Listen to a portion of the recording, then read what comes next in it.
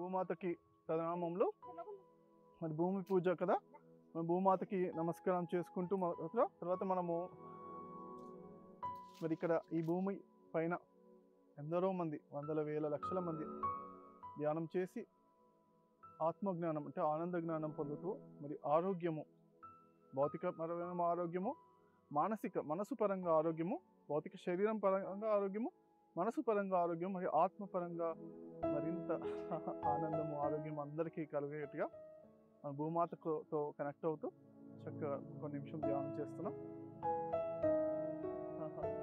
ఆనందంగా మనం ఇప్పుడు ఆనందంగా ధ్యానం చేస్తే భూమాత కూడా ఆనందాన్ని చక్కగా స్వీకరిస్తూ మరి మన సంకల్పానికి బలం చేకూరుస్తుంది. తన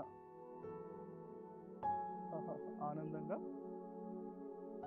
అందరికీ ఆరోగ్యము, భౌతిక ఆరోగ్యము, శరీరపరంగా ఆరోగ్యము, మనసు పరంగా ఆరోగ్యం, ఆత్మపరంగా మరి ఆత్మబలం,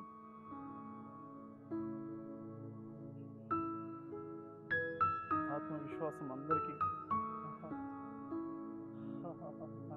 ఆత్మజ్ఞానం, బ్రహ్మజ్ఞానం, భగవంతుడి జ్ఞానమే బ్రహ్మజ్ఞానం, అందరికీ బ్రహ్మజ్ఞానం కలగాలి మనం ఆశిస్తూ సంకల్పిస్తూ ఆనందంగా లాస్ట్ 20 సెకండ్స్ మనతో మనం కనెక్ట్ అవుతున్నాం. మన లోపల ఉన్న శక్తితో, భూమాతతో ఉన్న భగవత్ శక్తితో, అంతటా ఉన్న భగవంతుడితో కనెక్ట్ అవుతూ 10 సెకండ్స్.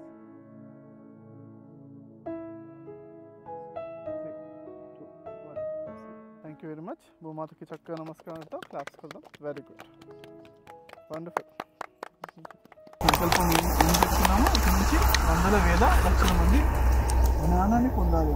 జ్ఞానం ద్వారా జ్ఞానం ఏంటి? ఆత్మజ్ఞానం అంటే ఏంటి? ఆనందంలో ఉండే విద్యను పొందాలని మనం సంకల్పం చెప్తున్నాం కదా.